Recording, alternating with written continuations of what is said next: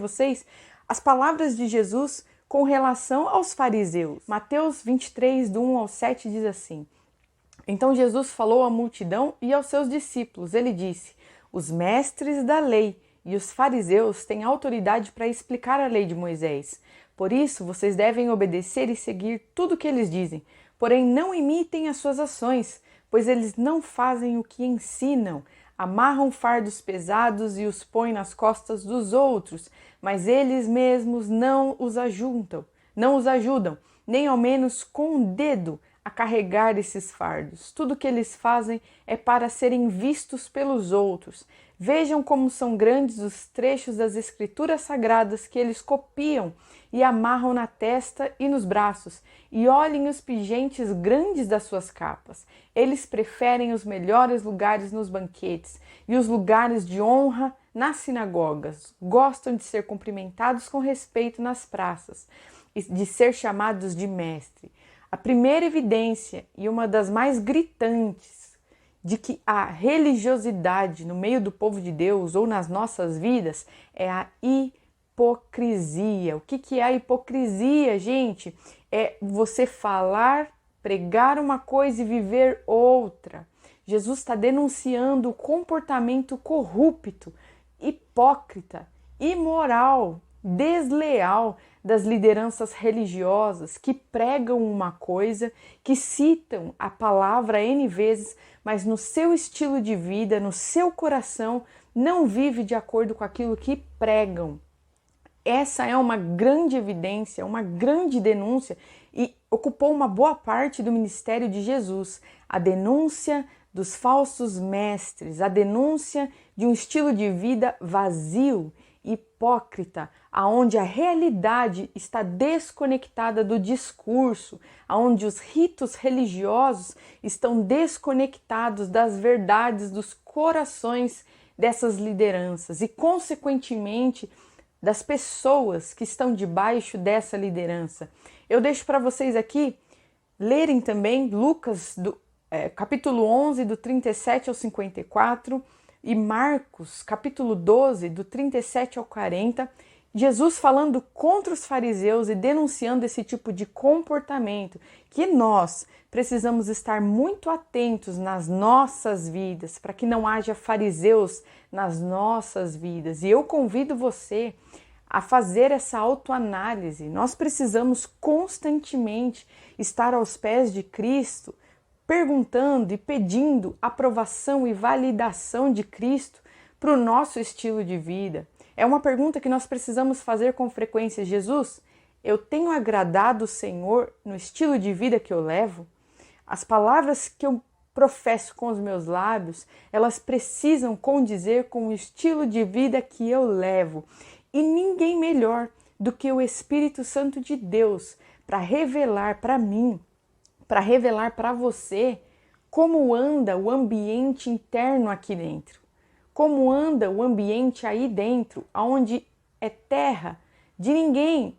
Vocês entendem? O coração do homem, ninguém pisa, a não ser o próprio Deus, a não ser o Espírito Santo de Deus e a sua consciência.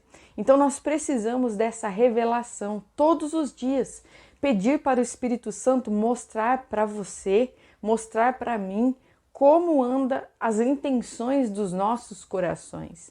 O nosso desafio, gente, começa dentro de nós mesmos. São as palavras que nós professamos que precisam estar condizentes com quem somos, com o estilo de vida que levamos, com o estilo de vida que nós vivemos com a nossa família. Isso precisa estar junto, caminhando. Teoria e prática precisam estar juntos. E não basta nós termos a Bíblia de cor na ponta da língua, ministro. Não basta. Precisa estar escrita nos nossos corações, nos nossos comportamentos, na nossa mentalidade, no nosso estilo de vida.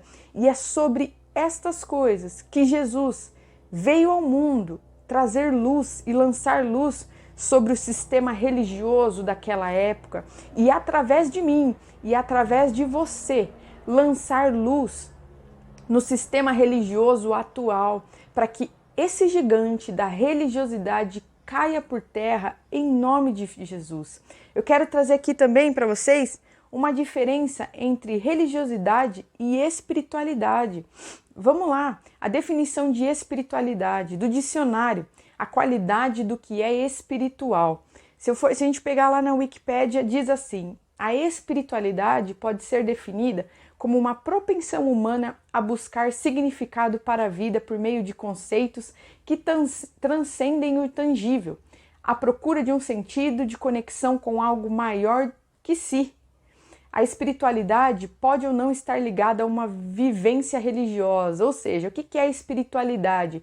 É o que é a qualidade do que é espiritual. O que é espiritual? É aquilo que é pertinente aos seres humanos. Os seres humanos têm a capacidade de se conectar com o que é espiritual. Por quê? Porque fomos criados assim. Não é isso que nós ouvimos tanto? Que existe no coração do homem o vazio do tamanho de Deus? A espiritualidade humana é uma qualidade, é uma capacidade humana de se vincular e se conectar com o transcendente. É uma busca humana por sentido existencial que extrapola o sistema religioso, gente. E esse é o ponto importante. A nossa comunhão com Deus, ela se dá a nível de espiritualidade. E a religião é só uma expressão ou só uma forma que os seres humanos têm de expressar a espiritualidade que compete a cada um. Então, a espiritualidade é o que nos capacita, é o que Deus fez em nós para que tivéssemos comunhão com o divino, com aquilo que é transcendente. A espiritualidade, por ela mesma, não significa nada, gente. É só uma capacidade nossa que temos. Então, a espiritualidade, ela precisa ser direcionada para ser vida. Como Jesus diz, nascer um novo nascimento, é preciso que haja um encontro com o Filho. É necessário que haja um encontro com o Messias. Aí nós estamos falando de uma espiritualidade saudável. Nós não podemos achar nem abraçar essa ideia de que a espiritualidade por ela mesma é saudável e é boa que seja cultivada. Não, nós podemos estar vivendo a espiritualidade na nossa máxima capacidade, na nossa máxima expressão e estar errando totalmente o alvo do que é verdade, do que é eterno. E isso vai depender da qualidade dessa vivência espiritual. Só é possível viver uma espiritualidade verdadeira, saudável, condizente com Cristo. É só com Jesus. E se nós tiramos Jesus e vivemos uma espiritualidade baseada na religião, perdemos totalmente o sentido de ser e existir. E esse sistema religioso está ocupando um lugar de ídolo nas nossas vidas. Então, isso aqui precisa ser colocado no seu devido lugar. Eu tenho espiritualidade, você tem espiritualidade, porque somos seres humanos e fomos feitos para o relacionamento com Deus. Mas se nós esvaziamos Cristo, se nós tiramos a nossa comunhão com Deus por meio do Filho, se estamos separados do Filho, se não estamos ligados na videira, então nós podemos jogar isso fora, porque nós estamos no engano, independente se a religião é evangélica, católica, espírita, de raízes afro, não importa.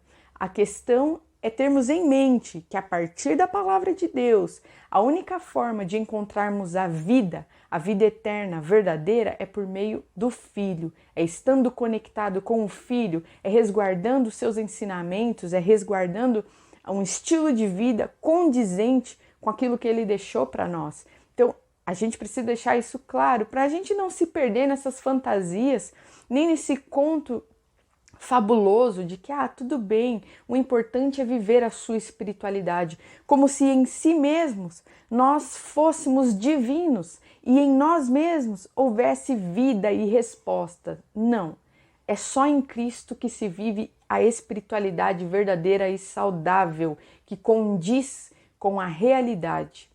Quero trazer para vocês também um exemplo bíblico sobre espiritualidade, sobre religiosidade, melhor dizendo. O livro de Levítico, ele fala sobre leis, sobre regras, sobre uma ritualística específica para os sacrifícios, celebrações, festas, contagem dos anos determinados pela lei divina, né? Então você tem toda uma cultura sendo estabelecida a partir de uma proposta de Deus. Isso lá para o povo hebreu, você vai ter um ótimo exemplo do que é religião, gente, do sistema religioso do povo de Israel, vivendo ali uma expressão da natureza de Deus, uma expressão, um vislumbre da presença de Deus. Então Deus validou essa ritualística. Naquele tempo era pertinente que fosse desta forma.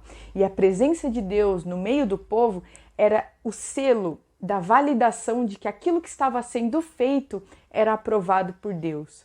Isso antes da vinda de Cristo. E toda essa ritualística apontando para o Filho, para o Messias, para o tempo que viria de consumação da justiça de Deus na figura de Cristo. Então, o Antigo Testamento aponta para a vinda de Cristo. O Novo Testamento é um reflexo dessa verdade espiritual estabelecida pelo Filho.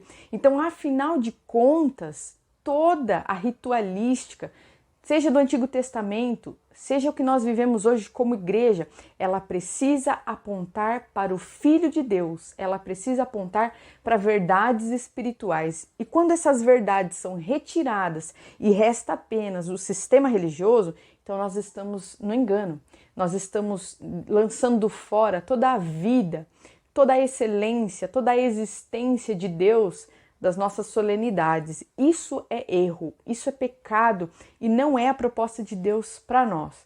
Exemplo dos dias atuais, então, eu coloquei aqui algumas coisas que acontecem nos nossos dias com relação à religiosidade. Sistema religioso da igreja evangélica, quando nós, por exemplo, eu vou dar um exemplo, não que isso seja uma ferramenta ruim, mas quando nós tiramos Jesus, tiramos o senhorio de Jesus e guardamos só uma ferramenta de gestão, isso é um problema. Exemplo, MDA, organização em células, essas coisas são boas, são para gestão de pessoas, ok. Mas a partir do momento que nós fazemos copia e cola, quando nós tiramos Jesus, o senhorio, a vontade de Cristo com relação a uma comunidade, só para estabelecer um sistema de funcionamento, nós estamos falando de religião, nós estamos enrijecendo uma mentalidade e nós estamos tornando algo programado que escapa e que deixa Jesus fora, sem colocar diante dele aquilo que ele tem para aquela comunidade. Isso é um erro seríssimo. Marginalizar Jesus e a sua vontade para determinado povo, porque nós achamos que uma ferramenta vai dar conta de fazer prosperar. E aí entra um outro ponto. Prosperar significa o quê? O que nós queremos? Nós adotamos um método para crescer, para engajar, para aumentar a oferta, para ter mais gente sentada no banco. Essas coisas precisam ser colocadas diante do Senhor e que o Espírito Santo de Deus revele aos nossos corações o que anda se passando na nossa comunidade.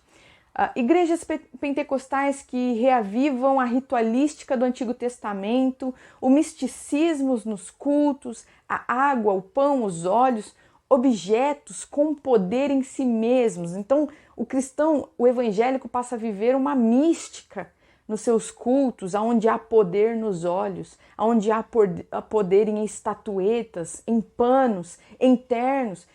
Gente, essas coisas são condenadas por Deus. Tudo aquilo que é visto na palavra, tudo aquilo que Deus se utilizou para falar com o seu povo.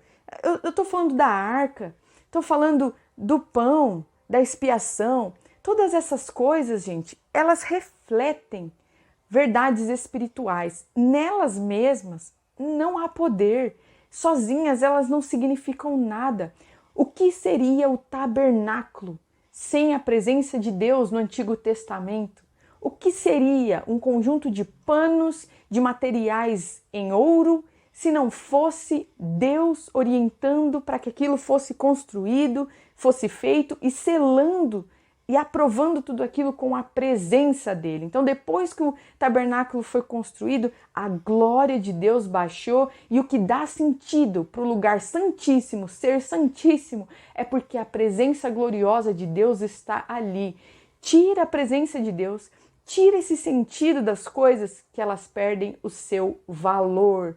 Então nós precisamos urgentemente entregar todas essas coisas, os nossos cacarecos, as nossas ferramentas, todas essas coisas aos pés do Senhor e pedir que Ele nos liberte desse gigante da religiosidade, esse comportamento místico, religioso, idólatra, que nós carregamos sobre os ombros, que nós carregamos e trazemos para as nossas solenidades. Não é sobre isso o Evangelho. O Evangelho é sobre o Filho, o Evangelho é sobre uma mensagem de libertação dos homens, das mulheres, do pecado, da morte, da condenação eterna. É sobre isso, essa é a essência. Jesus é aquele que dá sentido para tudo aquilo que nós fazemos nos nossos cultos, nos nossos rituais, seja eles o batismo, a Santa Ceia. Não há misticismo, não pode haver misticismo com essas coisas. O pão nele mesmo que nós comemos, ele é só um lembrete, é só uma referência de verdades espirituais mais elevadas. E por fim, eu quero deixar aqui uma conclusão, algo para nós pensarmos juntos, nos colocarmos diante da presença de Deus juntos. Nós precisamos nos arrepender e precisamos entregar essas muletas de religiosidade aos pés de Cristo. E eu convido você a fazer isso hoje. Vendo esse vídeo, depois de ver esse vídeo, esse estudo, coloque-se diante de Cristo e entregue o seu coração para Ele. Peça perdão. Gente, eu falo de algo que transpassa e atravessa a minha vida também.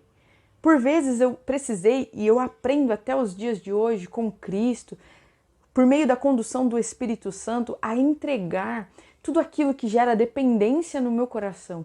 E principalmente falando sobre o sistema religioso que nós fazemos parte no dia de hoje.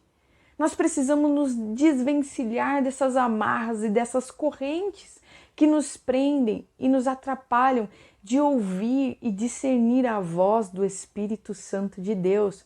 Vocês já pararam para pensar nisso? Que talvez Deus queira trazer um refrigério para o sistema religioso que nós vivemos hoje, e para isso nós precisamos entregar todas essas coisas nas mãos dele? Será que nós estamos prontos para abrir mão dos nossos currículos, das nossas profissões aí de seminários, das nossas formações acadêmicas? Será que nós estamos prontos para colocar todas essas coisas a serviço do reino de Deus e esperar nele a ordenança do que deve ser feito? Ou será que nós vamos continuar fazendo copia e cola de sistemas de gestão de pessoas, sem submeter à vontade de Cristo por meio da oração e da meditação nas Escrituras, o que Ele deseja fazer com o seu povo? Porque no final das contas o desejo, a vontade, a orientação é de Cristo, o cabeça da igreja, o cabeça, o líder, aquele que orienta e conduz o povo de Deus. Será que nós estamos prontos para isso? Então, esse é o meu convite para você hoje, que nós possamos nos dobrar em arrependimento, entregar as muletas da religiosidade, nos libertar dos grilhões, da idolatria, em nome de Jesus. Aonde há a presença de Cristo, ali há libertação, a liberdade de mente, gente. Aqui está a nossa maior luta. Que o Espírito Santo de Deus abra o seu entendimento, que você possa enxergar aonde há enrijecimento na sua vida, aonde há enrijecimento na comunidade que você é responsável, que nós possamos submeter o sistema religioso, evangélico, católico, ao senhorio de Cristo, e que o vigor, o vinho novo da presença do Filho de Deus venha refrigerar os nossos sistemas, as nossas instituições, as nossas formas de sermos igreja, de estarmos juntos, as nossas solenidades. Vamos entregar tudo isso aos cuidados de Cristo. Por hoje é só. Eu espero que esse vídeo tenha despertado o seu coração e te ajudado a ir um pouco mais além na sua caminhada com Deus. Leia essas passagens que eu deixei aqui para você. Leia, revisite esses vídeos e as passagens dos outros vídeos. Coloque-se diante do Senhor E a minha oração é que Ele fale ao seu coração e mostre para você os nossos desafios, que Ele comece, em nome de Jesus, a despertar o coração das pessoas para enxergar o que nós estamos enfrentando nos dias de hoje como igreja. Deus abençoe vocês e até o próximo vídeo.